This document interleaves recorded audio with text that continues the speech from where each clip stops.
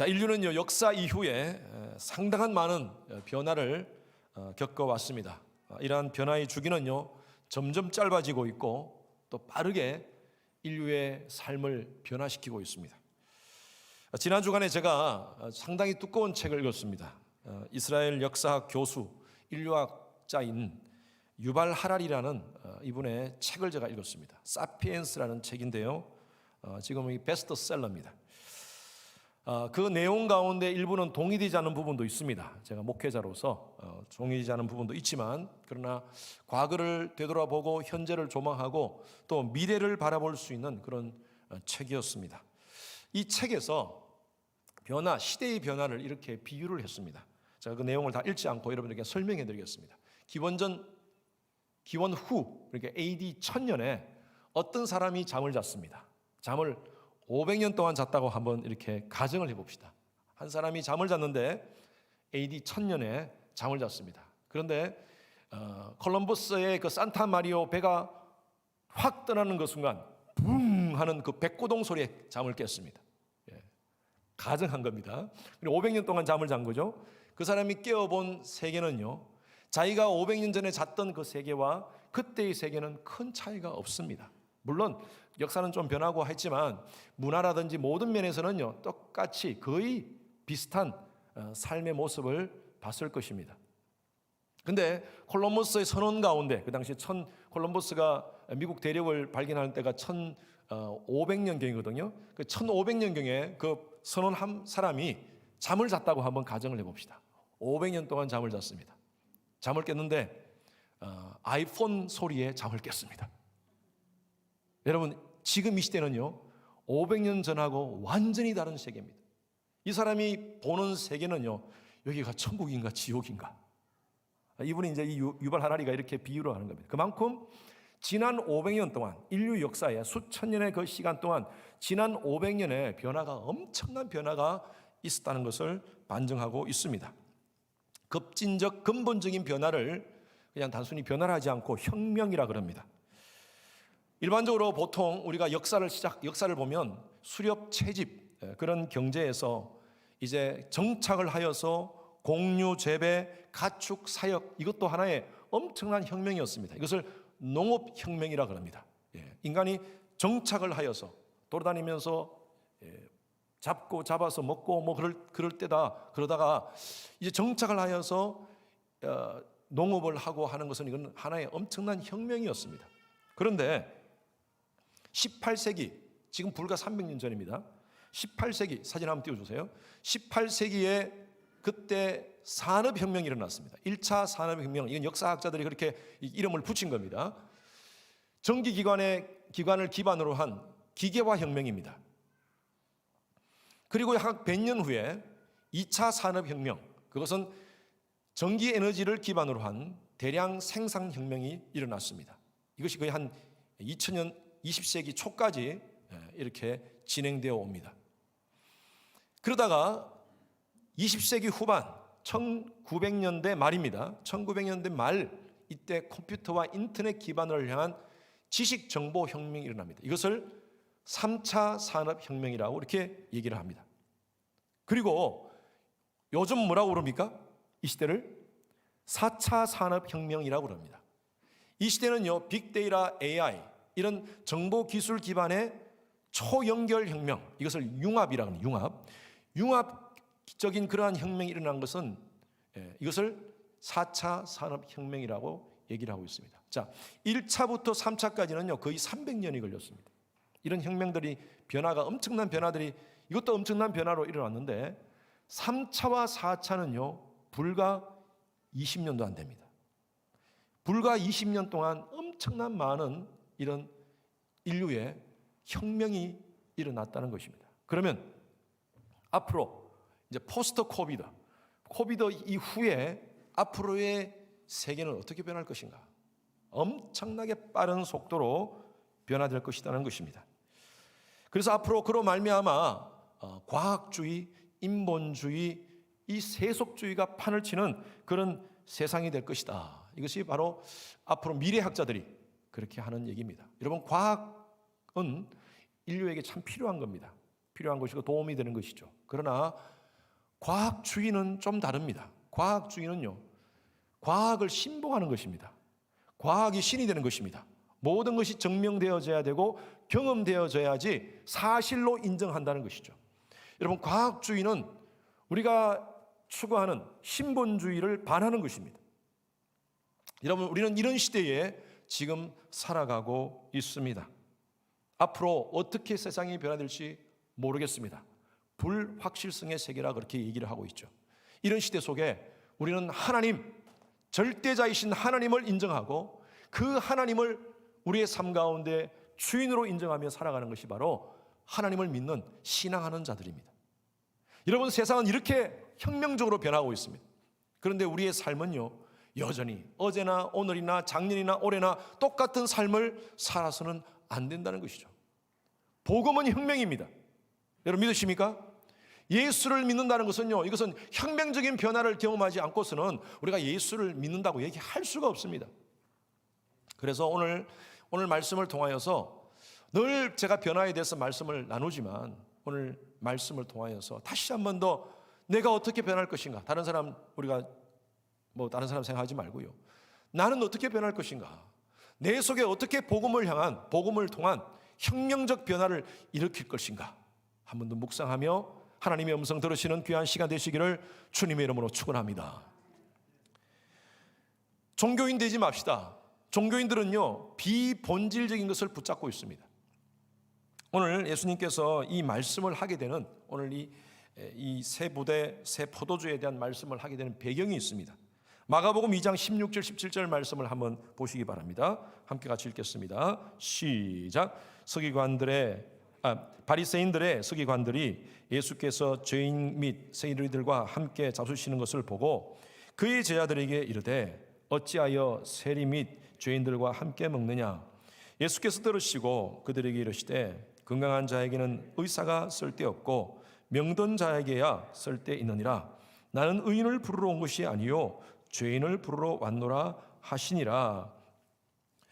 오늘 이 세리들과 죄인들과 예수님이 식사하는 장면을 보고 바리새인들이, 그 당시에 종교 지도자들이 예수님께 질문을 합니다.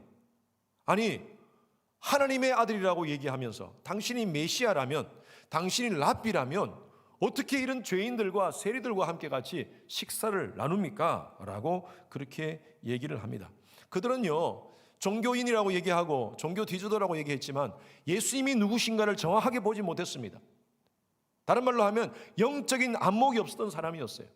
그러면서 다른 사람들을 가리킨다 하고 종교적으로 뛰어난 사람이라고 다른 사람들 앞에서 자기 스스로 인정받고 싶어 하고 그렇게 인정받기를 원하는 사람들이었다는 것입니다. 예수님이 왜 오셨습니까? 이 땅에 오신 목적이 뭡니까? 의인을 부르러 오신 것이 아니요 죄인을 부르러 왔다는 것입니다. 이 사역의 본질을, 예수님의 사역의 본질을 이해하지 못하는 그 바리새인 또 서기관 종교 지도자도 있었지만 그때 요 장소에 누가 있었냐 하면 세례 요한의 제자들이 있었습니다. 이 사람들도 분위기 파악을 전혀 못하고 예수님께 항의를 합니다. 그게 18절 19절에 나와 있습니다. 같이 읽겠습니다. 시작. 요한의 제자들과 바리새인들의 제자들은 금식을 하는데 어찌하여 당신의 제자들은 금식하지 아니하나이까? 예수께서 그들에게 이르시되 혼인집 손님들이 신랑과 함께 있을 때에 금식할 수 있느냐? 신랑과 함께 있을 동안에는 금식할 수 없느니라. 자, 이 말씀이 조금 어려운 것 같지만 이렇습니다. 자기들은 금욕을 하고 지금 금식일을 맞춰서 금식을 하고 있다는 거예요. 우리는 금식하고 있고 정말 이렇게 이 절기에 맞춰서 이렇게 절기를 지키면서 하고 있는데 왜 예수님의 제자들은, 당신의 제자들은 금식하지 않습니까? 라고 지금 질문을 하는 것입니다. 예수님께서 이들이 알지 모를지 그렇게 모르지만 예수님은 바로 말씀하십니다. 이런 비유를 드세요. 혼인집에 손님들이 신랑과 함께 있는데 왜 금식하겠냐? 금식은 슬프고 힘들고 어려울 때 하는 것이다. 신랑이 함께 있을 동안은 금식할 필요가 없다라고 이렇게 말씀하는 것입니다. 아마 이것을 알아들었는지 모르겠어요. 예수님은 그래요. 지금 신랑이 와 있다는 거예요. 그런데 이것을 설명하는 것보다 예수님은요, 그들의 중심을 보십니다. 왜 이들이 지금 먹는 문제 가지고 예수님께 시비를 걸고 또 금식하는 문제 가지고 시비를 거는지 예수님은 그들의 중심을 아셨어요. 내가 이런 금식을 하고 또 내가 죄인들과 함께 어울리지 않는 것을 자기 의를 드러내고 싶은 그런 모습을 그들은 예수님께서 다 보고 계셨어요. 여러분, 오늘날도 마찬가지입니다. 신앙생활 하면서 이 보수, 전통, 경건이라는 고정관념에 매여가지고 진짜 신앙이 아니라 종교생활에 얽매여 있는 사람들이 참 많습니다. 우리는 신앙생활 하면서 교회생활 하면서 간혹 그런 분들을 보지 않습니까? 내 안의 내면에 대해서 심각하게 내 속에 있는 악에 대해서는 심각하게 생각하지 않고 다른 사람의 잘못된 부분들을 판단하고 비판하고 사랑 말은 하지만 얼마나 미워하고 험담하는 그런 사람들이 있는지요. 어쩌면 그것이 바로 우리의 모습이 아닌지요. 금식기도 하는 것 귀한 일입니다. 자신을 잘 지키는 것 참 귀한 일입니다. 그런데 그런 자체가 자랑이 된다면 자기 의가 되는 것이죠. 금식기도의 본질은요, 음식을 통하여서 정말 이 음식은 생명에 관한 문제 아닙니까? 내 생명과 직결되는 이것을 내가 절제하고 그리고 또 그것을 통제하면서 예수 안에 내가 죽고 그리고 다시 예수 안에서 내가 산다는 그 행위가 바로 금식의 행위입니다. 그런데 이 금식하는 것이 내 의가 되어서 다른 사람을 판단하고 나는 3일, 나는 10일, 아니 나는 40일 금식했다라고 자랑하면서 다른 사람을 비판한다면 그것이 어떻게 금식의 효과가 있겠습니까? 그냥 잘 먹고 잘 자면서 기도하는 게 훨씬 낫죠. 신앙생활 하면서 우리가 신앙 훈수 두지 맙시다. 다른 사람 훈수 두는 거 아시죠? 장기나 바둑 둘 때 다른 사람 훈수 두는 거. 그 사람은 전혀 게임하지 않으면서 자기는 옆에서 그냥 주로 장기하면서 바둑 두면서 싸우는 게 훈수 두는 사람 때문에 싸우는 거예요. 신앙 훈수 두지 맙시다. 신앙은 철저하게 나와 하나님과의 관계입니다. 내가 하는 거예요. 내가. 예수님께서 오늘 말씀하시잖아요. 나는 의인을 부르러 온 것이 아니라 죄인을 부르러 왔다 그랬어요. 신앙생활이 뭐냐? 내가 스스로 내가 죄인임을 인정하며 정말 하나님 앞에서 아무것도 아닌 존재로 주님 앞에 사는 삶이 바로 신앙생활입니다. 사도 바울은 바리새인 중에 바리새인이었고 율법학자였지 않습니까? 철저하게 형식주의에 사로잡혔던 사람이었어요. 전통에 사로잡혔던 사람이었어요. 그게 본질인 줄 알았어요, 사도 바울은. 그런데 다메섹 도상에서 예수를 만나고 그가 완전히 그의 가치관이 변합니다. 그의 사고가 변합니다. 그때부터 그는요, 자신이 지금까지 율법을 나름대로 지켰다고 생각하고 나름대로 모든 것을 안다고 생각했는데 제가 지난주에 말씀드렸다시피 아는 척, 거룩한 척 그렇게 했었는데 알고 보니까 내가 죄인 중에 괴수로다. 예수를 만나고 복음을 만나니까요, 자기 심령 가운데 혁명이 일어나는 거예요. 이야, 내가 아무것도 아니구나. 나는 정말 부족한 존재구나. 하나님 앞에서 내가 지금까지 잘났다고 큰소리 쳤구나. 형식과 전통에 쌓여잡으면서 유대주의라는 그 틀 속에 내가 하나님을 만나지 못했구나. 여러분, 복음이 들어가니까요, 사람이 혁명이 일어나는 거예요, 속에. 우리가 신앙생활, 특별히 오래 신앙생활 하셨던 분들은 정말 조심해야 됩니다. 신앙적 포장을 조심하십시오. 처음 교회 다니는 사람들이 주로 상처받는 사람이에요. 초신자한테 상처 안 받습니다. 신앙생활을 오래 하셨던 사람, 그런 사람한테 상처받았대요. 어떤 분이 그런 얘기를 하더라고요. 목사님, 제가 처음에 정말 교회 나와가지고 예수를 다 진짜 만났습니다. 처음으로 교회 몇십 년 만에 그렇게 주위의 사람들이 예수를 믿으라는데 자기가 안 믿다가 다른 상황 때문에 정말 예수를 만났대요. 그리고 이제 내가 신앙생활 잘해야겠다, 교회생활 잘해야겠다 해서 예배 시간에 찬양하는데 앞에 나왔대요. 그래서 뒷자리에 앉고 싶은 마음이 없어서 예배가 시작 안 되고 준비 찬양하고 있는 상황이니까 그 쭉 중간에 와가지고 옆에 앉으려고 그러니까 옆에 사람이 있는 거예요. 그래서 잠시 좀 비켜주시겠습니까 하니까 안 비키더래요. 뒤로 앉으래요. 뒤로. 그 사람이 딱 하지만 뒤에 앉으라고. 아니 옆에 자리 있는데 내가 안으로 들어가겠다는데 뒤에 앉으래. 그래서 그냥 예배 드리고 있었는데 나중에 알고 보니까 그분이 권사님이었대. 그 교회. 우리 교회 아니고. 왜 그렇게 경직되어 있는지 몰라요. 신앙생활. 아니 그렇게 오는 사람이 있으면 내가 자리를 좀 앞으로 이렇게 해서 안으로 들어가게 한다든지 아니면 내 자리를 비켜준다든지 그렇게 할 수 있는데 하나님의 손 들고 찬양하다가 새로운 사람이 좀 들어가겠다 하니까 뒤에 앉으라고. 손 들고 뒤에 앉으라고 이러고 있다.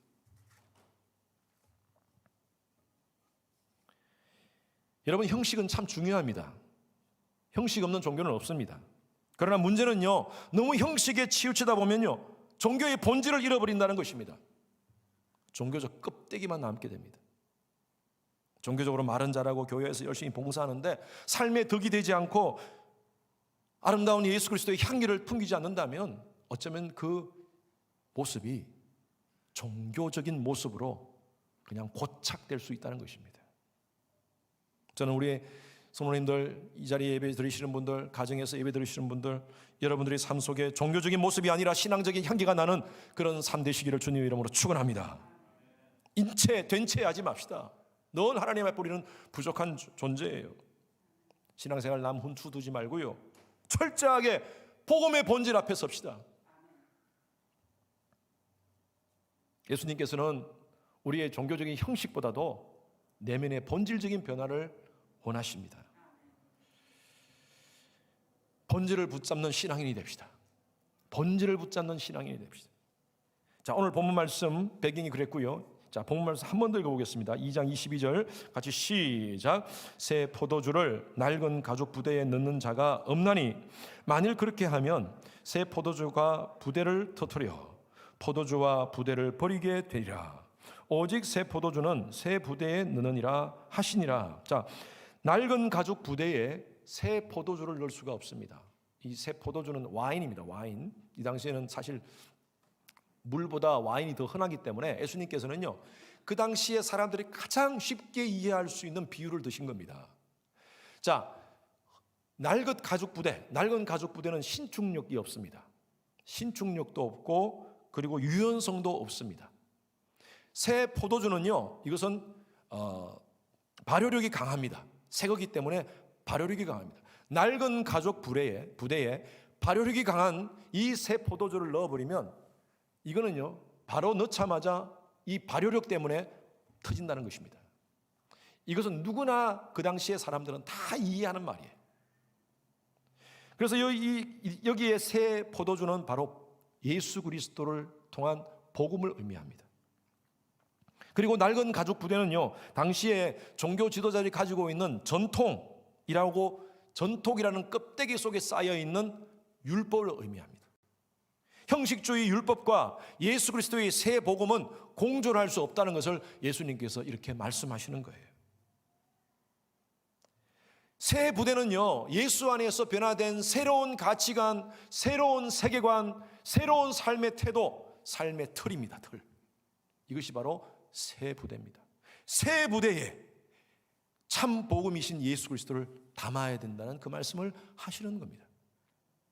아까 말씀드렸다시피요, 우리의 삶의 복음은요, 이건 엄청난 혁명입니다. 제가 늘 강조하면서 여러분에게 말씀드렸다시피 요한복음 5장 24절 말씀, 개인적으로 참 좋아하는 말씀이에요. 이 말씀 한번 같이 읽어보겠습니다. 시작. 내가 진실로 진실로 너희에게 이르노니 내 말을 듣고 나 보내신 이를 믿는 자는 영생을 얻었고 심판에 이르지 아니하나니 사망에서 생명으로 옮겨놓으리라. 죄와 허물로 영원한 사망 가운데 처해질 인생이 예수 그리스도를 만남으로 말미암아 예수 그리스도의 십자가와 복음, 바로 십자가와 부활을 그 복음으로 내가 믿고 예수를 만난 자들은 어떻게 됐어요? 영생을 얻었고 심판에 이르지 아니하나니 사망에서 생명으로 옮겨놓으리라. 여러분, 이것은요 엄청난 변화입니다. 혁명입니다. 혁명. 여러분, 이 놀라운 사건이 여러분 각자에게 임한 줄을 믿으십니까? 여러분, 그렇다면요, 진짜 복음을 가진 사람들은 그냥 대충 살 수가 없어요. 예수 믿는다고 하면서 술 안 먹고 담배 안 피울 그 정도만 가지고 내가 신앙생활 잘한다라고 그렇게 생각할 수가 없습니다. 근본적인 우리의 삶의 변화가 필요하다는 것입니다. 신앙의 본질이 뭡니까? 신앙의 본질은요, 십자가와 부활, 하나님의 주권, 그리고 예수 그리스도를 통한 구원, 이런 것이 바로 신앙의 본질이에요. 이 본질은 시대가 변하더라도, 상황이 변하더라도 바뀔 수가 없습니다. 그러나 이 본질을 담은 형식은 시대에 따라서 변할 수가 있다는 것이에요. 형식이 뭐냐? 이 형식은요, 바로 내용, 이 본질을 담기 위해서 형식을 만드는 것입니다. 형식은 절대적인 것도 아닙니다. 시간에 따라서 바뀔 수가 있는 것입니다. 제가 예배에 대해서 예를 든다면요, 예배의 형식 중요합니다. 그러나 예배의 형식이 본질은 아닙니다. 일부 예배 우리는 전통 예배로 드립니다. 우리 3부 예배, 오늘 예배는 현대적인 악기로 해서 현대적인, 제가 이것을 블렌디드 월십이라고, 블렌디드 월십, 현대와 전통의 이 블렌드된 월십이라고 제가 그렇게 이름을 명칭을 했는데, 3부 예배는 좀 다른 형식으로 예배를 드립니다. 무슨 예배가 은혜스럽습니까? 어떤 예배가 은혜스럽습니까? 어떤 예배가 더 거룩합니까? 우리가 알 수가 없어요. 형식 자체는 중요한 게 아니라고 말씀드렸죠. 중요한 거는요, 그 속에 내용이 뭐가 있느냐, 내용이 뭐가 있느냐. 전통 예배를 드리든 현대 예배를 드리든 중요한 것은 내가 어떤 자세로, 어떤 마음으로, 그리고 어떻게 하나님께 나아가는 거예요. 여러분, 오르간과 피아노가 거룩한 악기입니까? 과거에는요, 얼마 전 불과 한 50년 전만 해도 교회 안에서 드럼, 키보드, 기타 못 치겠습니다. 절대 못 치겠어요. 제가 어릴 때만 해도 난리가 났습니다. 만약에 그렇게 기타를 교회에서 기타를 치게 되면, 감히 거룩한 성전에서 어디 드럼을 갖다 놓고 치냐고 장로님들한테 혼을 났어요. 저희 교회는 이제 다 훈련됐기 때문에 그렇지 않지만, 거룩한 악기가 따로 있고 거룩하지 않은 악기가 따로 있습니까? 오르간은 거룩한 악기고 피아노는 거룩한 악기입니까? 여러분, 오르간의 역사는요 2000년이 넘습니다. 풍금이라고 그러죠. 바람으로 해서 쭉쭉 하는. 네로 황제, 가장 악독한 로마의 왕이라고 얘기하는 네로 황제가 가장 좋아했던 악기가 바로 오르간입니다. 그래서 18세기까지 교회 안에서 오르간을 못 치겠습니다. 그렇게 안 좋은 악기를 어떻게 교회에서, 세속적인 악기를 교회에서 치냐고. 칼빈은 이렇게 얘기했어요. 오르간은 마귀통이다. 마귀통이다, 마귀통. 그렇게 했던 악기가 18세기 이후에, 19세기, 18세기 이후에 들어오면서 교회 안에서 오르간을, 파이프 오르간을 사용했어요. 처음부터요, 거룩한 악기가 있는 게 아니고 또 거룩하지 않은 악기가 있는 것이 아닙니다. 중요한 것은 제가 말씀드렸죠. 그게 무엇을 담느냐예요.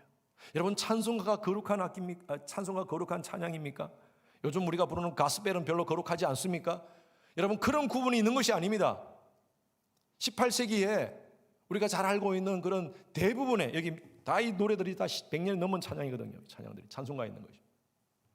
우리가 알고 있는 대부분의 찬송가가 그 당시에 가장 파퓰러한 그런 음악에다가 가사를 붙인 노래들이 많습니다. 우리가 잘 알고 있는 Amazing Grace, How Sweet the Sound. 여러분, 이것은요 그 당시에 가장 파퓰러한 그런 음악에다가 가사를, 기독교적인 가사를 붙여서 만든 노래예요. 내 주는 강한 성이요 방패와 병기 되시니. 이 찬양도 우리가 많이 부르지 않습니까? 이 독일에서 가장 파퓰러한 그런 전통 음악에다가 마틴 루터가 가사를 같이 붙인 게 그 노래예요. 세속적인 노래에다가 가사를 붙인 거예요. 지금 우리가 가장 거룩하다고 얘기하지 않습니까? 그러니까 거룩과 비거룩이 구분된 게 아니에요. 중요한 것은요, 무엇을 담느냐가 중요한 거예요. 무엇을 담느냐가. 나 같은 죄인 살리신을 그냥 아무 생각 없이 그냥 내 같은 죄인 살리신 그렇게 부르면요 아무 의미가 없는 세상 노래하고 똑같은 겁니다. 그러나 나 같은 죄인, 내가 죄인인 것을 주님께서 나의 그 죄를 대속해 주시고 새 생명을 주셨다는 그 은혜에 감격하여 내가 그 찬양을 부른다면요, 음악, 곡조 다 틀리더라도 그것이 거룩한 찬양이 되는 거예요. 할렐루야.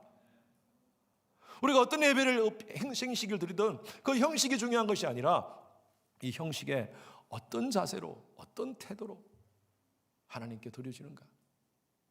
온라인 예배, 오프라인 예배, 무엇이 더 거룩한 예배입니까? 무엇이 더 거룩하지 않은 예배입니까? 우리가 구분할 수가 없는 것입니다.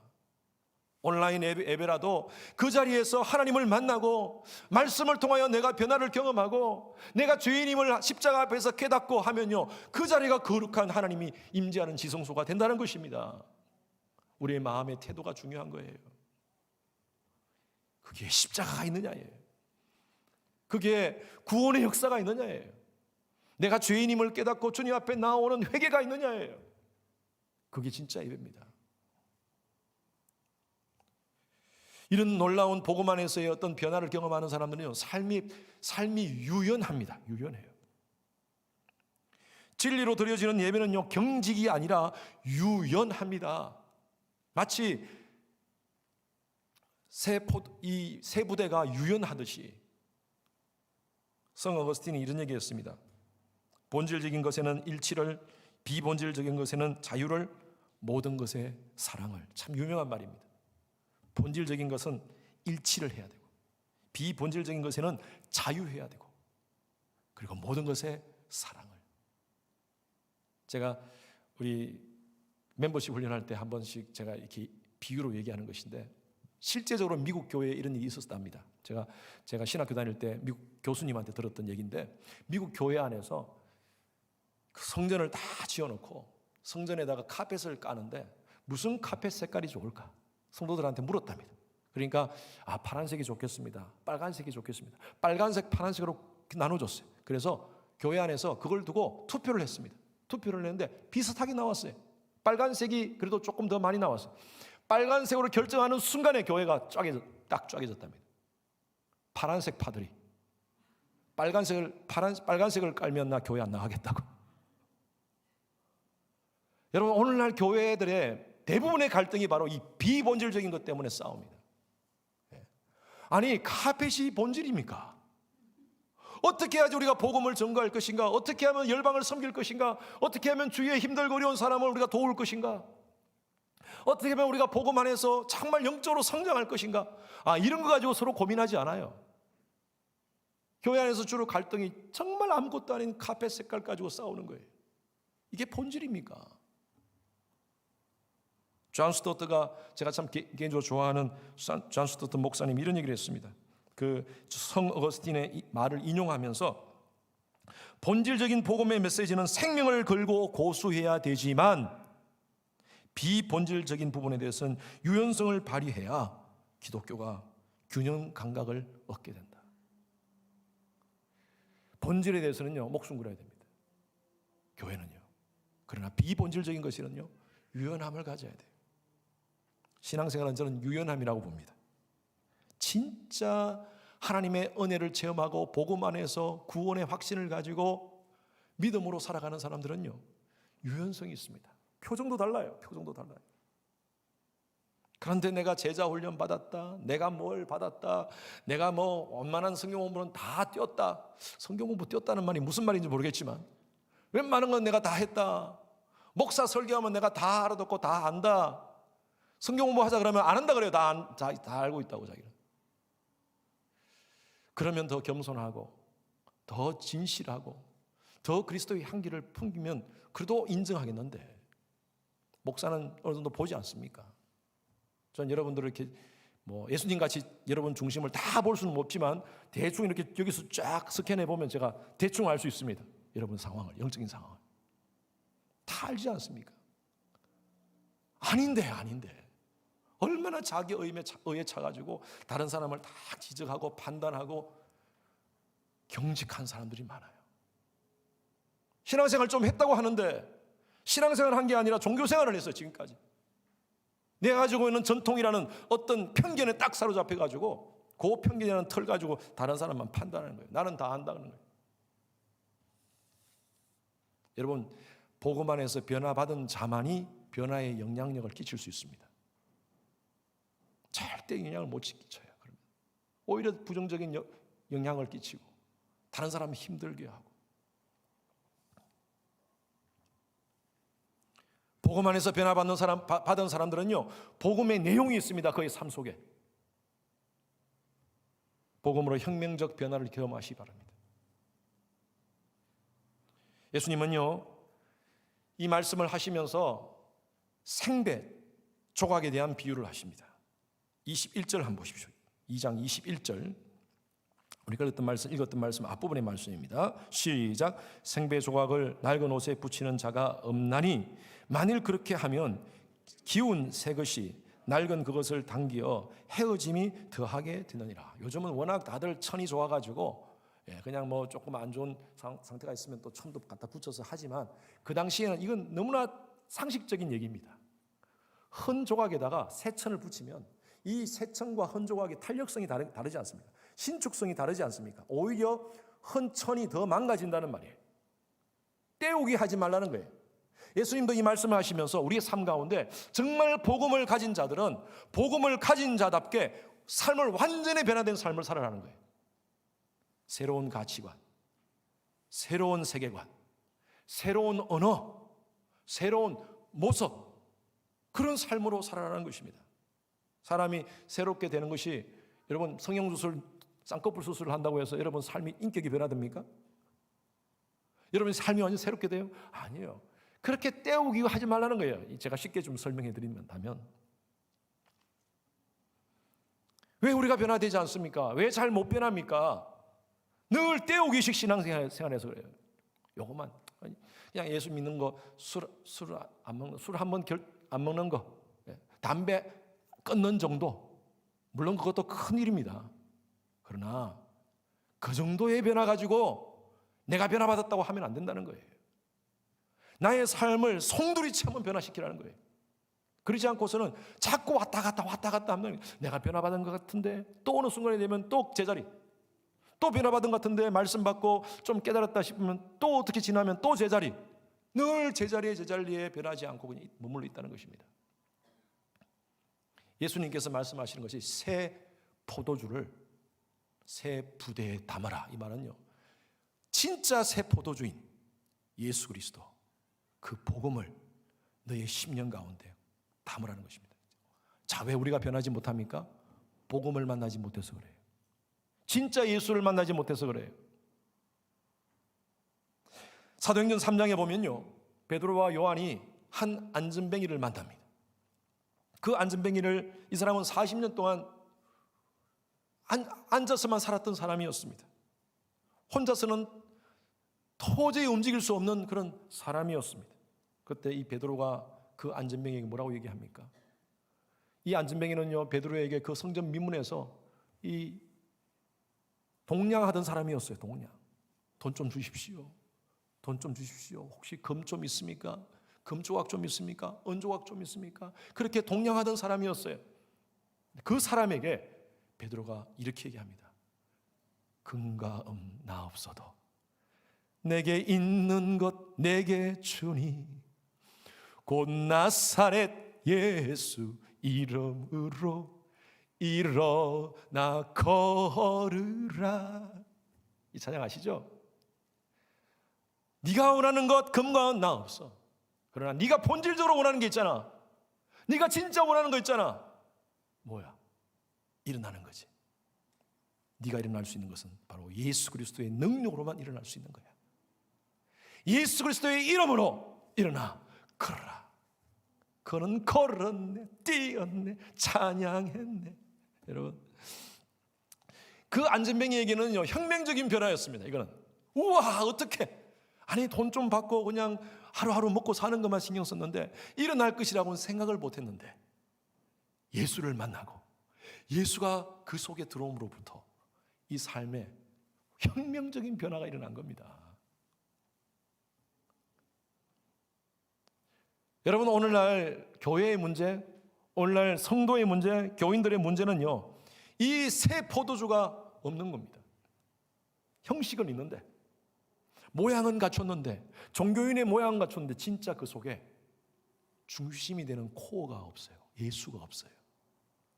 오늘날 교회도 마찬가지입니다. 나름대로 조직도 있고 물질도 있고 전통도 있고 기득권이 있는데 교회 안에 예수가 없어요.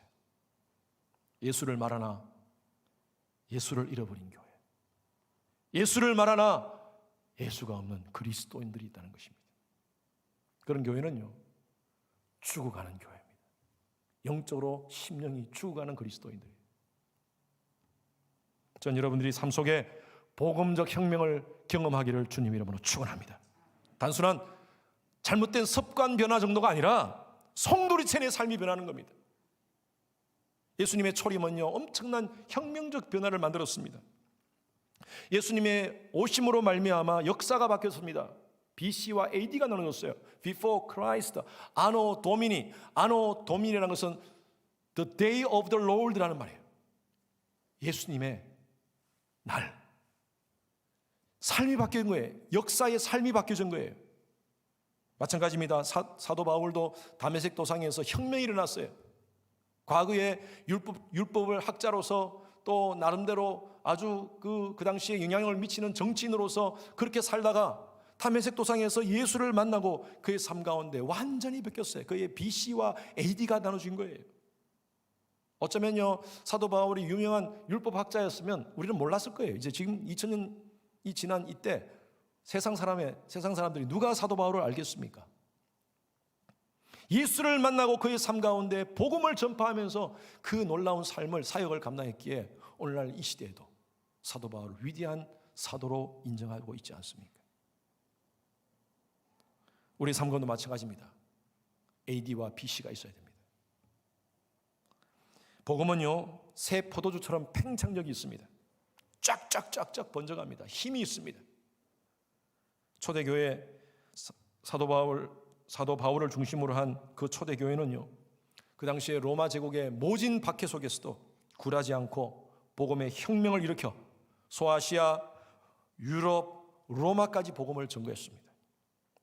그리고 수백 년 동안 카타콤이라는 곳에서 복음을 지키면서, 복음의 순수성을 지키면서 그렇게 팽창해 갔습니다. 그런데 이 기독교가 서기 313년 로마의 콘스탄틴 황제가 기독교를 나라에서 공인하자마자 오히려 기독교가 더 팽창하면서 폭파적으로 더 성장해야 되는데 그때부터요, 기독교가 죽어가기 시작합니다.